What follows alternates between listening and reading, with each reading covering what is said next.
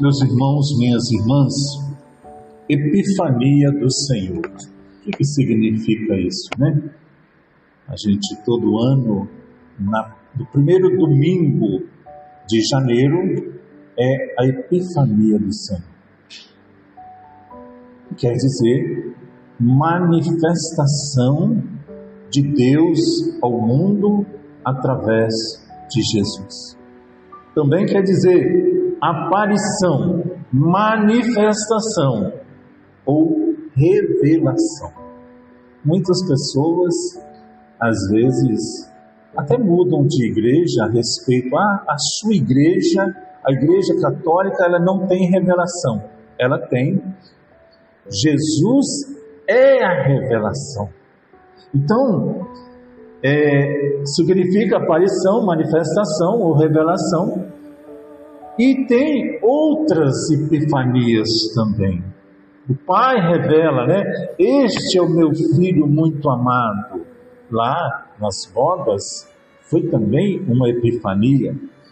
Quando Jesus manifesta a sua glória messiânica na cruz, o centurião reconhece verdadeiramente este era o Filho de Deus. Segunda epifania.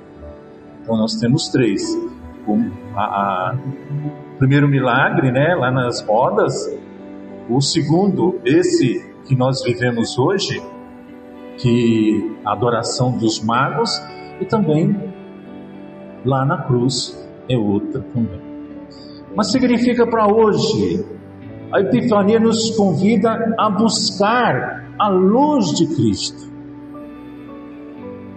a buscar o Senhor enquanto Ele se deixa encontrar, a nos desinstalar do nosso comodismo e oferecer a Ele o presente mais valioso. Que presente é esse? O nosso coração, a nossa vida, vivendo conforme a sua vontade também. O maior presente que nós podemos dar a Jesus nesse tempo é o nosso coração, a nossa mudança de vida. E, em resumo, é o dia que Deus se manifesta ao mundo através do seu Filho, abrindo as portas para a salvação do seu povo. Jesus, Ele oferece a salvação das pessoas. Um dia desse, eu fui visitar uma pessoa que ela não caminhava da igreja, nunca foi de igreja, nunca foi de confessar. Mas eu vi um sofrimento muito grande nessa pessoa, uma enfermidade, e me veio assim: Jesus está salvando essa pessoa. É um meio. Jesus às vezes Ele permite um sofrimento para alguém, para poder salvar, estender as mãos para essa pessoa. Se o sofrimento que a gente vive não fosse bom, Deus Ele não permitiria. Porque em meio aos sofrimentos, quantas pessoas reconhecem Jesus Cristo? Então, a palavra também, né, a liturgia hoje, Isaías, capítulo 60, de 1 a 6, no versículo 1, diz assim: levanta, atende, acende as luzes. Qual é a luz? É a luz do nosso coração, é a luz da nossa vida. No versículo 4, levanta os olhos ao redor e vê. Isso quer dizer assim, que nós temos que estar vigilantes, atentos ao que está acontecendo. Jesus, Ele nos convida, todas as vezes que nós vamos na casa de alguém, a gente vai cumprimentar o dono. É ou não é? É ou não é? Né? Nós vamos cumprimentar o dono, nós vamos lá, nós damos a mão a ele, né? Nós nos apresentamos, né? Eu sou Eudes, né? Você se apresenta. E hoje, você veio ao dono dessa igreja. Quem é o dono da igreja? É Jesus. Você veio aqui conversar com o dono? Então, muito interessante, meus irmãos, minhas irmãs, quando nós chegamos numa igreja, conversa com o dono. Quem é o dono? Ele está aqui dentro, esperando a cada um de nós. E depois que a gente vai embora, se despede do dono, né? Que é Jesus Cristo. Nós vamos na igreja, às vezes durante o dia, na catedral ou aqui na matriz, quantas pessoas estão lá apresentando os seus dias ao dono. Hoje nós vimos o presente. Esse presente, o ouro, ele representa a realeza de Deus. O incenso representa a divindade. A mirra significa o sofrimento que o Filho de Deus teria de passar. E quais foram os nomes dos reis? Belchior, né? Algum fala Melchior, cujo nome significa meu rei é luz, que veio de Ur, ele que oferece o ouro. Gaspar, cujo nome significa aquele que vai confirmar, é aquele que vem e oferece o incenso. Baltazar, eu tenho um amigo lá em São Gabriel da Palha, que se chama Baltazar, cujo nome quer dizer Deus manifesta o rei. É ele quem oferece a mim. Mas nós temos aqui também um outro personagem, Herodes.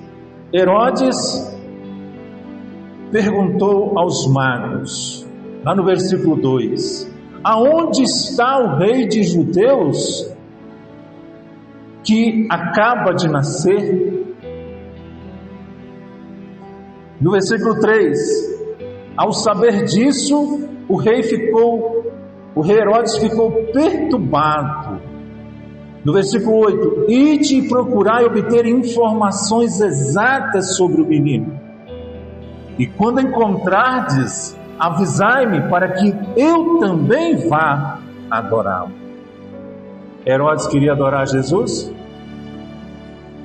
Ele queria fazer o quê? Matar. Por quê? Ele não queria perder o poder. Ele achava que Jesus ia tirar ele desse trono que tem aqui, porque aqui fala de um Herodes, depois teve mais outros Herodes, né? Aquele que mandou cortar a cabeça de João é outro, o segundo Herodes. Aquele que lá também perseguiu Paulo é outro Herodes. Era uma família de gente ruim. E olha aqui que esse rei Herodes, vendo que tinha sido enganado pelos magos, ficou irritado ao extremo e mandou matar todos os meninos que havia em Belém. E ali nos seus arredores, de 2 anos para baixo, que foi, a igreja celebra, né, no dia 28 do 12, os santos inocentes. A igreja, essas crianças que morreram por causa da ganância. Quantos outros de meus irmãos e irmãs matam por causa da ganância?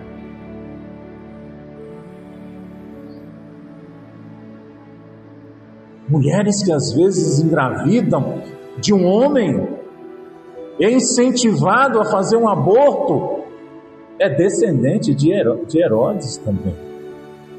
Então Herodes, por causa da ganância, poder e ódio a Deus, como os primeiros mártires, não tem como calcular quanto número de crianças que foram arrancadas sem poderem se defender e terem a oportunidade ou de expressar sua fé. Por isso que eles são mártires.